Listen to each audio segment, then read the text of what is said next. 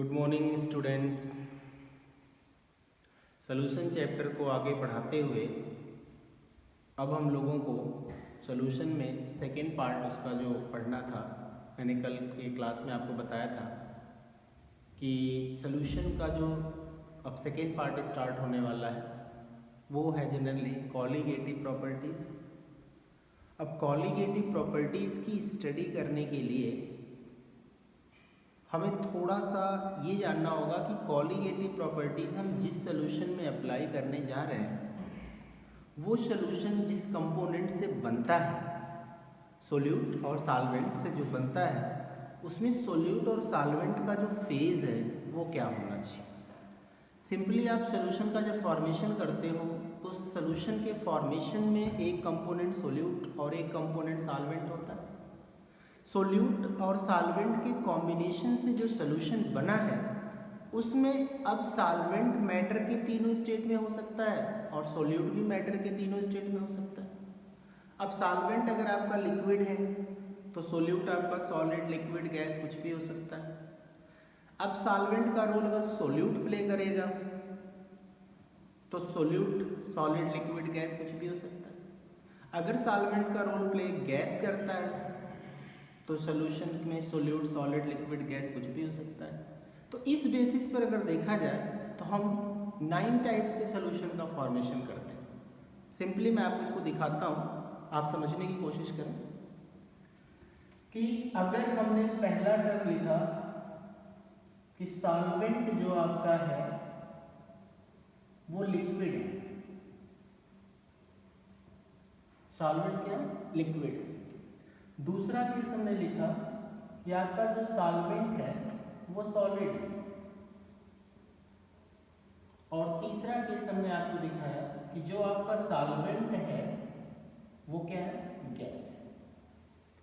अब सॉल्वेंट अगर लिक्विड है तो इस केस में जो आपका सोल्यूट होगा वो पहला क्या हो सकता है? सॉलिड भी हो सकता है, दूसरा लिक्विड भी हो सकता है और तीसरा गैस भी हो सकता है। इस केस में भी आप आ जाइए, आपका सोल्यूट सॉलिड हो सकता है, लिक्विड हो सकता है, गैस हो सकता है, इससे रिलेटेड। और इस केस में भी आप अगर सोल्यूट को देखो तो ये भी आपका सॉलिड हो सकता है, लिक्विड हो सकता है, गैस हो सकता है। तो यहाँ जो आपका सोल्यूशन बना जिसमें सॉल्वेंट एक लिक्विड है और सोल्यूट आपका सॉलिड भी हो सकता है, लिक्विड भी हो सकता है, गैस भी हो सकता है। तो इसका जो सॉल्यूशन बना इसमें एक हो गया लिक्विड तो दूसरा कंपोनेंट हो गया सॉलिड, एक सॉल्यूशन ये बना। इसमें भी आपका सॉल्वेंट तो लिक्विड ही रहेगा लेकिन दूसरा जो सोल्यूट का रोल प्ले कर रहा है वो भी लिक्विड है, ये दूसरा सॉल्यूशन हो गया। इस तरह तीसरे केस में आप देखो, अगर सॉल्वेंट आपका लिक्विड है और सोल्यूट आपका गैस है तो ये आपका तीसरा सॉल्यूशन है। यहाँ पे अगर हम आते हैं तो पहले केस में क्या होगा? सॉल्वेंट अगर सॉलिड है और सोल्यूट भी आपका सॉलिड है, एक सॉल्यूशन ये होगी। सॉल्वेंट सॉलिड है, सोल्यूट लिक्विड है तो दूसरा सॉल्यूशन हो गया। और अगर यहाँ सॉल्वेंट सॉलिड है और आपका सोल्यूट गैस है तो ये तीसरा सॉल्यूशन। अब यहाँ तीसरे केस में अगर सॉल्वेंट का रोल गैस प्ले करता है तो अब आपका अगर सॉल्वेंट गैस है तो तीनों केस में आपका सॉल्वेंट क्या होगा? गैस होगा। अब इसका सोल्यूट अगर सॉलिड हो गया, इसका सोल्यूट लिक्विड हो गया और इसका सोल्यूट गैस हो गया। इस तरह से देखा गया तो आपने कहा हाँ there are 9 types of solution. लेकिन इसमें जो एक्चुअल सॉल्यूशन होते हैं जिनको हम ट्रू सॉल्यूशन कहते हैं, फर्स्ट डे क्लास में मैंने आपको बताया था अपने फर्स्ट लेक्चर में कि जब किसी सॉल्यूशन का फॉर्मेशन होता है तो उसमें सोल्यूट कंपोनेंट और सॉल्वेंट कंपोनेंट को जब हम ऐड करके सॉल्यूशन बनाते हैं तो जनरली ट्रू सॉल्यूशन के लिए सॉल्वेंट को हमेशा लिक्विड स्टेट में रखते हैं। ध्यान दें, सॉल्वेंट को हमेशा लिक्विड स्टेट में रखते हैं क्योंकि सॉल्यूशन बोलने का मतलब होता है कि उसमें एक फ्लो होना चाहिए, और जब कोई कंपोनेंट लिक्विड स्टेट में रहेगा तभी तो उसमें फ्लो होगा। इसलिए हम ये कहना चाह रहे थे कि इतने सारे अगर सॉल्यूशन के टाइप्स हैं तो उसमें मेनली हमें जो अपने चैप्टर में स्टडी करना है उसको हम स्पेशली एक नाम देते हैं, क्या? लिक्विड सॉल्यूशन कहते हैं। क्या बोलते हैं? Liquid solution. अब आपको स्टडी इस चैप्टर में किसकी करनी है? लिक्विड सॉल्यूशन की करनी है, जिसमें आपका सॉल्वेंट कौन होगा? लिक्विड होगा, और सोल्यूट जो होगा वो लिक्विड भी हो सकता है, सॉलिड भी हो सकता है, और गैस भी हो सकता है। तो लिक्विड सॉल्यूशन की हम स्टडी करेंगे। इसके बाद इसमें जितने भी टर्म दिख रहे हैं उनकी स्टडी हमें नहीं करनी है। और लिक्विड सॉल्यूशन में भी जब आपका सॉल्वेंट लिक्विड होगा और सोल्यूट आपका सॉलिड भी हो सकता है, लिक्विड भी हो सकता है, गैस भी हो सकता है। तो इस चैप्टर में अगर हम कहें तो हमें इस केस से कुछ लेना देना नहीं है। हमें केवल किसके बारे में स्टडी करना है? लिक्विड सॉल्यूशन के बारे में। यानी आप ये बोल सकते हो, यहाँ पर भी जो मैंने एग्जांपल आपको दिया है वो लिक्विड सॉल्यूशन का है, क्योंकि तीनों केस में आप देखो सॉल्वेंट का रोल प्ले कौन कर रहा है? लिक्विड कर रहा है, और सोल्यूट आपका सॉलिड भी हो सकता है, लिक्विड भी हो सकता है, और गैस भी। तो ऐसे सॉल्यूशन जिसमें सॉल्वेंट का रोल लिक्विड प्ले करता है और सोल्यूट आपका सॉलिड, लिक्विड, गैस कुछ भी हो, तो ऐसे सॉल्यूशन को हम क्या बोलते हैं? लिक्विड सॉल्यूशन कहते हैं। अब ये लिक्विड सॉल्यूशन आपके सामने है, तीन तरह का होता है। पहला क्या होता है? लिक्विड सॉल्यूशन LS, दूसरा क्या होता है? लिक्विड सॉल्यूशन LL, और तीसरा क्या होता है? Liquid solution LG। तो LS मतलब क्या हो गया? Liquid plus solid, LL means क्या हो गया? लिक्विड प्लस लिक्विड, और LG मतलब हो गया लिक्विड प्लस गैस। तो आप अपने इस लिक्विड सॉल्यूशन को तीन कैटेगरी में डिवाइड करते हो। पहली कैटेगरी ये रही, यहाँ पर दिखाते हैं आपको दूसरी कैटेगरी, और ये रही आपकी तीसरी कैटेगरी। अब इस केस में अगर आपने लिक्विड सॉल्यूशन का एक्सप्लेनेशन किया तो हम यहाँ से पहला एग्जाम्पल लेते हैं। ये पहला हो जाएगा आपका लिक्विड प्लस सॉलिड, यहाँ पर आपका हो जाएगा लिक्विड प्लस लिक्विड, और यहाँ पर हो जाएगा आपका लिक्विड प्लस गैस। इस तरह से हम इस चैप्टर में लिक्विड सॉल्यूशन की स्टडी करेंगे, और इस लिक्विड सॉल्यूशन से रिलेटेड आपके पूरे सॉल्यूशन का टॉपिक चलेगा। अब लास्ट तक जितना होगा ये हमें लिक्विड सॉल्यूशन के बेसिस पे चलना है। अब मैं आपको एक्सप्लेन करता हूँ कि यहाँ से जब आप लिक्विड सॉल्यूशन तैयार करते हो तो अभी हमें इस चैप्टर में क्या क्या पढ़ना है और किसके अकॉर्डिंग पढ़ना है, तो मैं आपको ये बताने जा रहा हूँ।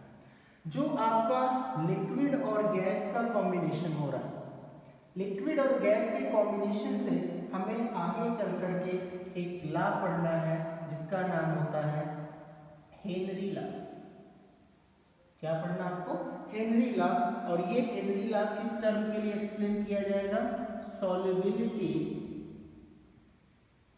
Of gas, solubility of gas in liquid, ये एक्सप्लेन करेंगे आपके हेनरी जी, और ये हेनरी लॉ के अकॉर्डिंग आएगा। तो इस गैस लिक्विड सॉल्यूशन में हमें एक लॉ पढ़ना है, इसका नाम क्या है? Henry law. अब जो आपका लिक्विड प्लस लिक्विड वाला केस आता है, इस लिक्विड प्लस लिक्विड केस में भी हमें एक लॉ पढ़ना है जिसका नाम होगा राउल्ट्स लॉ। क्या नाम मैंने दिया? Raoult's law.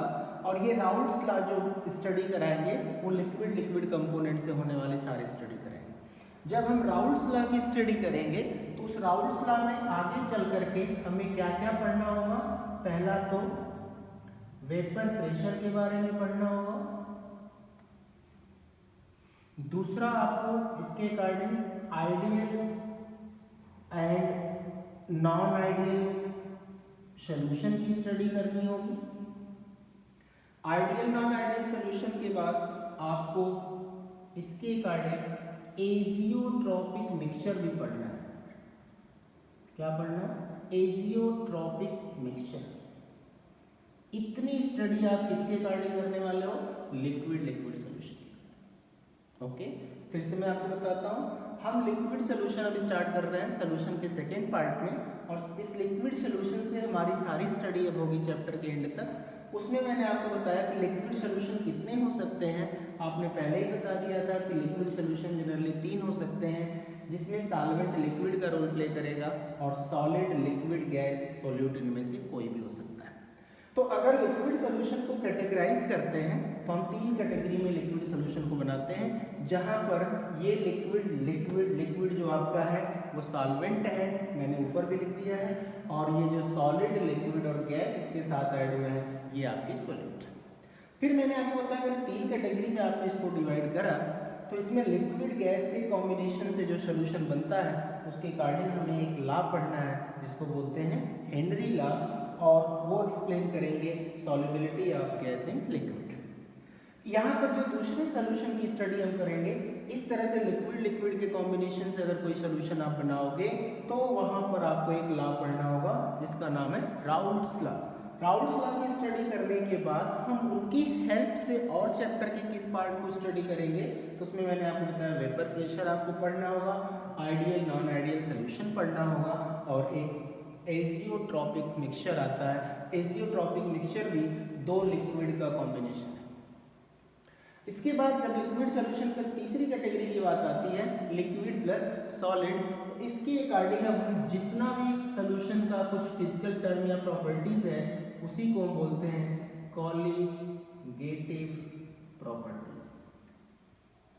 क्या बोलते हैं? कॉलीगेटिव प्रॉपर्टीज कहते हैं। ये कैसी प्रॉपर्टीज होती हैं? ये फिजिकल प्रॉपर्टीज होती हैं।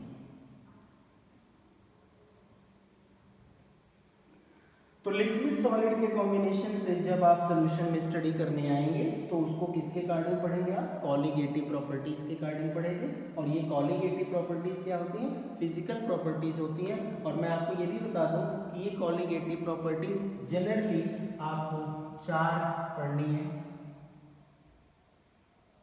4 कॉलीगेटिव प्रॉपर्टी पढ़नी है।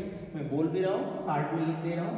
पहला है आपका ऑस्मोटिक प्रेशर, आपको पढ़ना है। ऑस्मोटिक प्रेशर की स्टडी करनी है इसके अकॉर्डिंग। दूसरा आपको पढ़ना है lowering of vapour pressure, lowering of vapour pressure. तीसरा आपको पढ़ना है एलिवेशन इन बॉइलिंग पॉइंट, और चौथा आपको पढ़ना है डिप्रेशन इन फ्रीजिंग पॉइंट। ध्यान रहे, पहला आपको स्टडी क्या करना है? Osmotic pressure. दूसरी स्टडी क्या करनी है? Lowering of vapour pressure. तीसरी स्टडी आपको क्या करनी है? Elevation in boiling point. और चौथी स्टडी आपको क्या करनी है? Depression in freezing. तो ओवरऑल मैंने आपको आज स्टार्ट किया लिक्विड सॉल्यूशंस, और लिक्विड सॉल्यूशन का फॉर्मेशन कैसे होता है तो आपने सुना अच्छे से, बिल्कुल क्लियर किया मैंने आपको कि जब सॉल्वेंट लिक्विड स्टेट में लेते हैं, सोल्यूट आपका लिक्विड सॉलिड गैस कुछ भी हो, तो ऐसे सॉल्यूशन को हम क्या बोलते हैं? लिक्विड सॉल्यूशन कहते हैं। ये लिक्विड सॉल्यूशन जो होते हैं वो जनरली मैंने आपको 3 कैटेगरी में समझाया। पहला लिक्विड प्लस सॉलिड, दूसरा लिक्विड प्लस लिक्विड, और तीसरा liquid plus gas.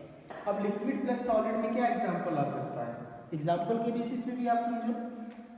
Liquid plus solid में हम एक सिंपल एग्जांपल लिख सकते हैं NaCl plus H2O, salt plus water. ये आपका लिक्विड सॉलिड का सोल्यूशन होगा।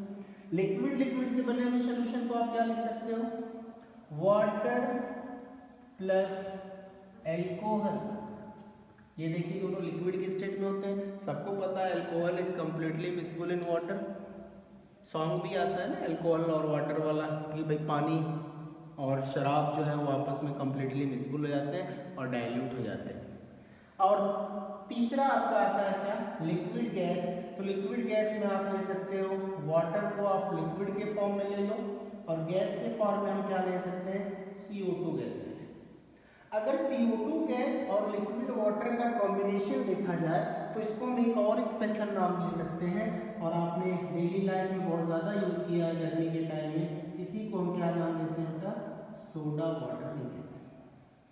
तो जो सोडा वाटर, अब तो टाइम आ गया, समर सीजन चल रहा है और ये लॉकडाउन भी जो चल रहा है आपका, और ये कोरोना ने सबको परेशान भी कर रखा है। इस वजह से अब हम लोगों को भी इस तरह से आप लोगों के सामने फेस टू फेस आना पड़ रहा है, और ये सारा जो हम लोग कर रहे हैं वो आपके हित के लिए ही कर रहे हैं। घर बैठे बैठे आप स्टडी कर सकते हो और हम लोग भी आपके रूबरू हो जाएंगे।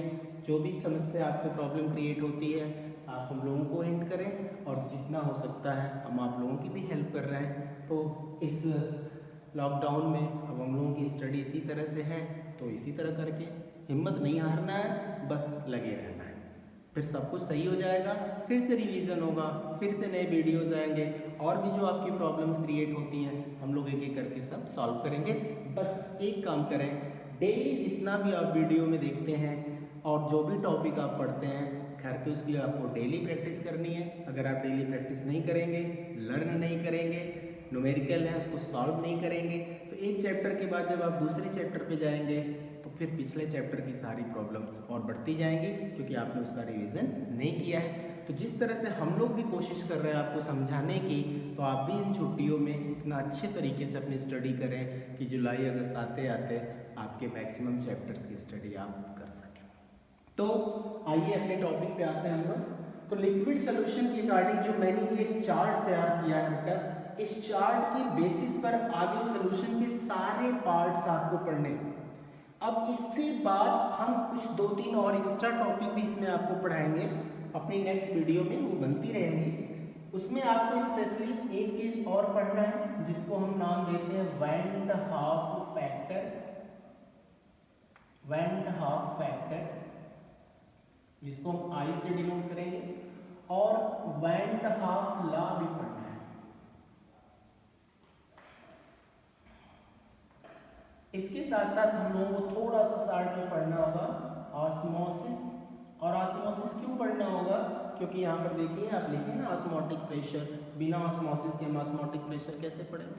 तो ये कुछ और भी आपके सिलेबस के पार्ट हैं जो इस चार्ट में जितने भी टर्म्स मैंने आपको यहाँ पे बता दिया है, इनकी स्टडी होने के बाद फिर हम लोग एक वीडियो में इसको खत्म करते हैं। तो ये आपका एक तरह से रिमेनिंग सोल्यूशन चैप्टर का होल पार्ट्स है, और जिस तरह से मैंने आपको लिख के दिखाया है उसी तरह से अब हम लोग सीक्वेंस में इसकी स्टडी करेंगे। आप चाहें तो इसका स्क्रीनशॉट ले सकते हैं, फिर मैं इसको अगले टर्म में पढ़ाता हूँ। लिक्विड गैस के कॉम्बिनेशन से जब हम सोल्यूशन का फॉर्मेशन करते हैं तो उसके अकॉर्डिंग हमने बोला था आपको पिछले चार्ट में कि हमें एक लॉ पढ़ना है जिसका नाम क्या, हेनरी लॉ। हेनरी लॉ कहता है कि अगर हम किसी गैस को लिक्विड में डिसॉल्व करते हैं, गैस को लिक्विड में डिसॉल्व करते हैं, तो वो गैस लिक्विड में कैसे डिसॉल्व की जा सकती है, अपने से तो होगी नहीं। तो ये बोला गैस के ऊपर अगर हम प्रेशर एक्सर्ट करते हैं तो गैस को कंप्रेस करके हम उस लिक्विड के सरफेस पर ले जा करके फिर उसके अंदर भी हम कंडेंस कर देते हैं, तो उससे गैस के जो मॉलिक्यूल्स या पार्टिकल्स होते हैं वो लिक्विड के जो एम्प्टी स्पेस होते हैं उस लिक्विड के पार्टिकल के बीच में उसमें जाके ऑक्यूपाई कर जाते हैं। लेकिन जब एक्सटर्नल प्रेशर आप हटा लेते हैं तो कुछ गैस के पार्टिकल जो होते हैं वो फिर से रिवर्ट प्रेशर डालना चाहते हैं और फिर वो लिक्विड से बाहर भी जाते हैं। इसलिए उनके लिए परमानेंट क्या करते हैं, हम एक डॉट या कार्क या कुछ भी ऐसा सिस्टम या कैप लगा देते हैं ताकि वो गैस उस लिक्विड में डिसॉल्व रहे। जैसे आप एक सिंपल सा एग्जांपल ले लो, सॉफ्ट ड्रिंक होता है, कोल्ड ड्रिंक, सोडा वाटर होता है, तो कैसे, जैसे आप बोलते हैं ना कोई कोल्ड ड्रिंक है उसके नोड को आप खोलते हैं तो आप देखते हैं कुछ बबल्स बाहर निकलते हैं या कुछ फोम झाग के रूप में बाहर आ जाता है। क्या है ये अचानक से बाहर आ जाता है, वो गैस रहती है, वो कार्बन डाइऑक्साइड गैस रहती है जो उस लिक्विड में डिसॉल्व रहती है। और जैसे ही आप उसको खोलते हो, प्रेशर जो होता है, जो इंटरनल प्रेशर है उस कार्बन डाइऑक्साइड गैस का, वो आपके कैप को हटाने की कोशिश करता है और गैस एटमॉस्फेयर में जाने की कोशिश करता है। या उसको आप शेक करके आप ऐसे नोड हटाते हो, अचानक से बहुत सारा कोल्ड ड्रिंक बाहर आ जाता है फोम या झाग के फॉर्म में। क्यों? क्योंकि उस अंदर का सिस्टम का टेम्परेचर क्या होता है, वो इंक्रीज कर जाता है, और प्रेशर क्या होता है एक्सटर्नल, वो कम हो जाता है। तो वो गैस क्यों रहेगी उस लिक्विड में, वो बाहर रिलीज हो जाती है। तो इस तरह से ये पता है कि सोडा वाटर जो हम तैयार करते हैं it is the best example of Henry law. उस सोडा वाटर को प्रिपेयर करने के लिए हम करते क्या है, सिंपल सा मेथड है। आप जाएंगे जहाँ पर ये सिस्टम होता है, देखेंगे जब वो आपको सोडा वाटर देता है या कोल्ड ड्रिंक वगैरह बना के देता है तो उसमें ये दिखाता है कि सोडा वाटर की बॉटल अलग लेते हैं आप, बाकी सारे मटेरियल अलग है। उस सोडा वाटर में एक नोड लगा होता है, एक कैप लगा होता है या कुछ कार्क जैसा सिस्टम होता है। उससे क्या होता है कि जो गैस उसके अंदर है उस सोडा वाटर में, लिक्विड में, वो उस कैप या कार्क की वजह से बाहर नहीं जाती। तो वो गैस कैसे उसके अंदर जाके डिजॉल्व हुई, तो उसके लिए एक मशीनरी सिस्टम होता है कि बहुत सारे आप बॉटल्स ले लेते हो, उस बॉटल्स में वाटर ले लेते हो, फिर उसको एक सिलेंडर और एक नोजल से जोड़ते हो हर बॉटल को, उसमें CO2 गैस पास करते हैं बाय यूजिंग एक्सटर्नल प्रेशर, और उसमें एक प्रेशर मीटर भी लगा होता है कि आपको कितना प्रेशर डालना है और कितनी CO2 को उसमें डिजॉल्व करनी है ताकि आपका सोडा वाटर प्रिपेयर हो जाए। तो ऊपर से जो CO2 अलग अलग नोजल से उसके सिस्टम में आती है वाटर के, और ऊपर से जब हम एक्सटर्नल प्रेशर डालते हैं और बाद में क्या करते हैं उसका कार्क या कैप जो होता है वो बंद हो जाता है, तो वो CO2 गैस उस वाटर में डिजॉल्व हो जाती है और सोडा वाटर तैयार हो जाता है। तो हेनरी ने यही बताया सिंपल सा एक मेथड कि किसी भी गैस की solubility in the liquid depends directly on the partial pressure applied over the gas. Gas के ऊपर जब प्रेशर एक्सर्ट करेंगे तभी वो लिक्विड में डिजॉल्व होती है। इसको हम सिंपली डायग्राम से दिखाते हैं। आपने एक वेसल लिया, इस वेसल में क्या है, लिक्विड आपने भरा है, और लिक्विड के ऊपर ये सरफेस पर आप देख रहे हैं गैस के पार्टिकल्स हैं, ये गैस है, ये आपका लिक्विड है, और इसके ऊपर आपने क्या किया, पिस्टन का यूज किया। ये रहा आपका एक पिस्टन, पिस्टन का यूज आपने जैसे इसके ऊपर किया और ये प्रेशर जब इनसाइड आता है तो लिक्विड सरफेस तो आपका यहाँ पर है, इसके ऊपर आप देख रहे हो गैस है, और जब ये पिस्टन डाउनवर्ड आता है तो ये सारे के सारे गैस के जो पार्टिकल्स होते हैं वो लिक्विड के अंदर आ जाते हैं। तो इसका मतलब ये सारे के सारे पार्टिकल्स जब लिक्विड के अंदर आएंगे ड्यू टू एक्सटर्नल प्रेशर, तो आपका अगला स्ट्रक्चर कुछ इस तरह से दिखाई देगा। सरफेस तक आपने पिस्टन के सोर्स को दिखा दिया, ये रहा आपका वो पिस्टन, और गैस के पार्टिकल्स आप देख रहे हो लिक्विड के अंदर आ गए। तो ये आपका हेनरी लॉ का रिप्रेजेंटेशन है कि ये जो गैस है इसे इस लिक्विड में कैसे आपने डिसॉल्व किया। तो आपने बताया क्या, ये पिस्टन जो है, इस पिस्टन का यूज करने के बाद हमने प्रेशर एक्सर्ट किया और ये गैस के मॉलिक्यूल लिक्विड में आते हैं। तो that is the solubility of gas in liquid and it is given by Henry law. Henry ने क्या बोला मैं आपको यहाँ पर दिखाता हूँ। The solubility of a gas in a liquid depends directly on the partial pressure exerted on the gas। किसी भी गैस की लिक्विड में सॉल्युबिलिटी किस पर डिपेंड करती है, उस गैस के ऊपर जो आपने एक्सटर्नल प्रेशर या पार्शियल प्रेशर अप्लाई किया है उस पर डिपेंड करती है। जितना ज़्यादा आप प्रेशर एक्सर्ट करेंगे उस गैस की सॉल्युबिलिटी उस लिक्विड में उतनी ज़्यादा इंक्रीज होगी एट कांस्टेंट टेम्परेचर। दूसरी बात, जो गैस का अमाउंट है जिसको आपने लिक्विड के अंदर डिस्पर्स करना है, तो उस गैस के अमाउंट को हम किस टर्म में एक्सप्लेन करते हैं। मैंने आपको पढ़ाया था किसी भी सोल्यूशन के फॉर्मेशन में जो सोल्यूट और सॉल्वेंट या जो भी कंपोनेंट्स होते हैं वो अपनी प्रेजेंस को सोल्यूशन में किस टर्म में एक्सप्लेन करते हैं, अपने मोल फ्रैक्शन के टर्म में एक्सप्लेन करते हैं। कंपोनेंट ए का मोल फ्रैक्शन कितना है, कंपोनेंट बी का मोल फ्रैक्शन कितना है, और जिस कंपोनेंट का मोल फ्रैक्शन सोल्यूशन में जितना ज़्यादा होता है, जिस कंपोनेंट का मोल फ्रैक्शन सोल्यूशन में जितना ज़्यादा होता है वो सोल्यूशन उस कंपोनेंट की प्रॉपर्टी रिप्रेजेंट करता है। अब कहने का मतलब यह है कि जो आपकी सॉल्युबिलिटी ऑफ गैस है, इसी सॉल्युबिलिटी ऑफ गैस को जो आपने बताया कि ये पार्शियल प्रेशर के डायरेक्टली प्रोपोर्शनल होती है, तो उस गैस के अमाउंट को यानी उसकी सॉल्युबिलिटी को हम उसके मोल फ्रैक्शन के टर्म में भी एक्सप्लेन कर सकते हैं। तो दूसरे टर्म में हेनरी ने ये बताया कि partial pressure of gas is directly proportional to mole fraction of gas. Means जितना ज़्यादा आप गैस यूज़ कर रहे हो आपको प्रेशर उसके अकॉर्डिंग बढ़ाना है, यानी जितना ज़्यादा आप प्रेशर बढ़ाते जाओगे उतना ज़्यादा अमाउंट आपके गैस का उस लिक्विड में डिजॉल्व होगा। सिंपल सा मतलब।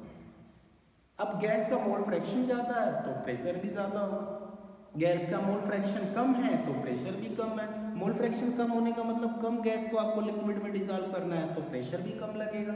तो हेनरी लॉ ये एक्सप्लेन करता है कि P डायरेक्टली प्रोपोर्शनल टू काई। काई क्या होता है? Mole fraction. अब मेरे कहने का मतलब ये है कि अगर P प्रोपोर्शनल टू काई तो ये प्रोपोर्शनलिटी कांस्टेंट का यूज करके हम इस प्रोपोर्शनल को अगर रिमूव करते हैं तो हम क्या लिख सकते थे? P is equal to KH into chi, जहाँ आपका KH एक कांस्टेंट है जिसे हम कहते हैं हेनरी कांस्टेंट। क्या बोलते हैं? Henry constant. अब मैं आपको फिर से रिप्रेजेंट करता हूँ इस बात को। मैंने बोला कि किसी भी गैस की सॉल्युबिलिटी इन द लिक्विड किस पर डिपेंड करती है? तो आपने बोला अप्लाइड प्रेशर पे डिपेंड करती है। किसी भी गैस की सॉल्युबिलिटी जो अप्लाइड प्रेशर पर डिपेंड करती है, तो कितनी गैस सॉल्युबल आप लिक्विड में कर सकते हो? तो आप बोलेंगे ये उसके मोल फ्रैक्शन पे डिपेंड करेगा, यानी मोल फ्रैक्शन ही तो डिसाइड करेगा अमाउंट ऑफ गैस को कि कितनी गैस है तो कितना प्रेशर अप्लाई करना पड़ेगा। जिस गैस का मोल फ्रैक्शन जितना ज़्यादा होता है आप प्रेशर उतना ज़्यादा अप्लाई करते हो, गैस का मोल फ्रैक्शन अगर कम है तो प्रेशर कम अप्लाई करते हो। तो उसी पर हेनरी ने अपना एक लॉ डेवलप किया जिसको आप पढ़े होंगे, solubility of gas in a liquid depends directly on the partial pressure exerted on the gas. इसी को रिप्रेजेंट करने के लिए इन्होंने मोल फ्रैक्शन का यूज किया, because the solubility of gas in the liquid is expressed in the term of its mole fraction. अब आपने बोला कि if P proportional to chi then P is equal to KH into chi, where K is a constant known as Henry constant। दूसरी एक और बात हम आपको बताते हैं कि अगर हम किसी भी गैस के मोल फ्रैक्शन और उसके पार्शियल प्रेशर के बीच में अगर एक ग्राफ प्लॉट करते हैं, पार्शियल प्रेशर और मोल फ्रैक्शन के बीच में अगर आप एक ग्राफ प्लॉट करते हो तो इस रिलेशनशिप के अकॉर्डिंग आपको ओरिजिन से एक स्ट्रेट लाइन मिलेगी लाइक दिस। अब ये ओरिजिन से एक स्ट्रेट लाइन का मिलना ये कंफर्म करता है कि जो भी टर्म्स x और y एक्सिस पर है वो एक साथ बढ़ते हैं और एक साथ घटते हैं। It means they are directly proportional. और रिलेशनशिप भी बता रहा है P प्रोपोर्शनल टू काई। तो जितना ज़्यादा आप पार्शियल प्रेशर यूज करोगे गैस की सॉल्युबिलिटी उतनी ज़्यादा होगी इन द लिक्विड। ये बात हेनरी ने बताई। हेनरी ने ये भी बोला कि अगर P is equal to KH into chi हो सकता है, then KH is equal to क्या हो जाएगा? P अपॉन काई होगा। KH इज इक्वल टू क्या हो जाएगा? P अपॉन काई होगा। ध्यान से पढ़िएगा, हर डिफिनेशन और हर टॉपिक उतना इजी भी नहीं होता, कुछ थोड़े से कॉम्प्लिकेशंस रखते हैं, तो थोड़ा फ्री माइंड आप पढ़ेंगे तो ये भी बहुत टफ नहीं है, बहुत ईजी है, बस 2 मिनट में आपको ये समझ में आ सकता है। P is equal to KH into chi है तो definitely K is equal to P upon chi होगा। तो ये क्या दिखा रहा है रिलेशन? ये इनवर्सली प्रोपोर्शनल दिख रहा है। KH और काई में रिलेशन देख रहे हैं आप, inversely proportional. It means that अगर किसी भी गैस के हेनरी कांस्टेंट की वैल्यू ज़्यादा है तो उस गैस की लिक्विड में सॉल्युबिलिटी कम होगी। इनवर्सली प्रोपोर्शनल का मतलब greater the value of KH smaller will be the solubility of gas in the liquid. ये बात भी हेनरी ने बताया। और हेनरी ने ये भी बोला कि किसी भी गैस का जो KH वैल्यू है, हेनरी कांस्टेंट वैल्यू है, वो अलग अलग गैसों के लिए अलग अलग होता है, यानी डिफरेंट गैसों के लिए KH की वैल्यू डिफरेंट होती है, बिकॉज गैस का नेचर भी डिफरेंट होता है। बहुत सी गैसें ऐसी होती हैं जो पोलर गैसें होती हैं, बहुत सी गैसें ऐसी होती हैं जो नॉन पोलर गैसें होती हैं, तो उसके लिए KH की वैल्यू डिफरेंट होती है। और KH की वैल्यू अगर किसी भी गैस की, बिल्कुल सिंपल सी लाइन है, माइंड में रख सकते हैं, KH वैल्यू किसी भी गैस की अगर मैक्सिमम है तो ध्यान रहे उस गैस की सॉल्युबिलिटी उस लिक्विड में मिनिमम है। क्यों? ये एक दूसरे के इनवर्सली प्रोपोर्शनल होते हैं। Partial pressure directly proportional to mole fraction, but Henry constant KH inversely proportional to mole fraction. तो इस बेसिस पर हेनरी ने बोला कि अगर किसी गैस के KH की वैल्यू मैक्सिमम है तो उस गैस की सॉल्युबिलिटी उस लिक्विड में क्या होगी? मिनिमम होगी। That is your Henry law. Overall दो लाइन में हम हेनरी लॉ क्या कह सकते हैं? एक तो सिंपल सा एग्जांपल आपको सोडा वाटर वाला बता दिया हमने कि कार्बन डाइऑक्साइड गैस को वाटर में डिसॉल्व करके हम सोडा वाटर कैसे तैयार करते हैं। It is due to Henry law. आपने ये बोला था कि अगर हम प्रेशर एक्सर्ट करते हैं तो कार्बन डाइऑक्साइड जो होती है वो वाटर के अंदर डिस्पर्स हो जाती है और उसको एक कार्ब से पैक कर देते हैं, तो वो CO2 उसमें डिसॉल्व हो जाता है और वो सोडा वाटर प्रिपेयर हो जाता है। अब उस सोडा वाटर को जब हम ओपन करते हैं और ग्लास में उड़ेलते हैं और पीते हैं तो उस समय कुछ बबल्स या बुलबुले आपको दिखाई देते हैं। लेकिन अगर कुछ टाइम के लिए आपने ग्लास में सोडा वाटर को उड़ेल के छोड़ दिया तो उस टाइम सारी की सारी गैस जो उसमें डिसॉल्व थी वो एटमॉस्फेयर में चली जाएगी और वो सोडा वाटर नहीं रह जाएगा। तो सोडा वाटर जब भी आपको पीना होता है तो उसके ढक्कन हटते हैं या ग्लास में उड़ेला जाता है तो आपको कहते हैं ना इमीडिएटली उसको पी लीजिए, नहीं तो वो फ़ायदा नहीं कर सकता। तो किसी भी गैस को वाटर में डिसॉल्व या किसी भी लिक्विड में डिसॉल्व करने के लिए हेनरी ने बताया कि जो गैस का अमाउंट यानी मोल फ्रैक्शन है उसके अकॉर्डिंग आप प्रेशर अप्लाई कर दो और उस प्रेशर की वजह से वो गैस उसमें डिसॉल्व हो जाएगी। आपको बिल्कुल सिंपल तरीके से मैंने इस तरह से बताया कि अगर ये गैस, ये लिक्विड है, ये सरफेस है, तो आपने पिस्टन से क्या किया? प्रेशर एक्सर्ट किया, तो गैस के पार्टिकल्स जो लिक्विड सरफेस से ऊपर थे, अब आप नेक्स्ट डायग्राम में देख रहे हो गैस के पार्टिकल लिक्विड सरफेस के अंदर आ गए, लिक्विड में डिसॉल्व हो गए। तो अपने से तो डिसॉल्व हुए नहीं। पिस्टन का देखिए कहाँ पर लेवल है और दूसरे डायग्राम में पिस्टन का लेवल कहाँ है। इसका मतलब है कि आपने प्रेशर अप्लाई किया है। इस तरह हेनरी लॉ के और भी बहुत सारे एप्लीकेशंस आते हैं। एग्जाम में भी पूछता है कि what is application of Henry law, तो मैं आपको 2 मिनट में समझाता हूँ। बाकी इसका जो नोट्स वगैरह है वो मेरे PDF में आपको मिल जाएगा। तो क्या है हेनरी लॉ का एप्लीकेशन? सबसे पहला तो अभी आपने बताया था क्या, कोई सॉफ्ट ड्रिंक हो, कोल्ड ड्रिंक हो या सोडा वाटर है, उसमें हाई प्रेशर पर हम CO2 गैस को क्या करते हैं? कंडेंस करते हैं या कंप्रेस करते हैं और तब जाकर के उसका फॉर्मेशन होता है। दूसरा आपने सुना होगा सी डाइवर्स, जो डीप सी डाइवर्स होते हैं जिनको हम लोग समुद्री गोताखोर कहते हैं। जब वो सी में जाते हैं और डाउनवर्ड डाउनवर्ड डाउनवर्ड होते जाते हैं नीचे, जो अपने ऊपर एक सिलेंडर भी लेकर के जाते हैं, उस सिलेंडर में कौन सी गैस होती है? N2 और O2 होती है। अब ये N2 और O2 गैस जो उनकी सिलेंडर में होता है और ये सी डाइवर्स जैसे जैसे सी लेवल से नीचे की तरफ आते हैं, तो जब वो सी लेवल पे होते हैं तो उनके ऊपर तो सिर्फ एटमॉस्फेरिक प्रेशर वर्क करता है, लेकिन अब जैसे जैसे वो डीप सी में जाते हैं तो वाटर का भी प्रेशर और प्लस एटमॉस्फेरिक प्रेशर दोनों उनके ऊपर ऑपरेट होने लगता है। तो जो उनके सिलेंडर में नाइट्रोजन और ऑक्सीजन गैस होती है वो जाकर के उनकी लिक्विड इनसाइड द बॉडी जो आपका ब्लड होता है उसमें जाके डिसॉल्व हो जाती है। अब वो N2 गैस और O2 गैस हाई प्रेशर की वजह से हमारे ब्लड स्ट्रीम में पहुंचती है और ब्लड में क्या है? घुलने लगती है, डिसॉल्व हो जाती है। और जब बहुत ज़्यादा टर्म होता है, प्रेशर जब बढ़ने लगता है, तो बाद में यही N2 और O2 गैस जो होते हैं वो हमारे सेल्स से बबल्स के रूप में बाहर आने लगते हैं। जब बबल्स के रूप में बाहर आने लगते हैं तो सारा वेनस सिस्टम जो होता है वो हमारा क्या होता है? डिस्टर्ब हो जाता है due to dissolution of N2 and O2 inside the blood.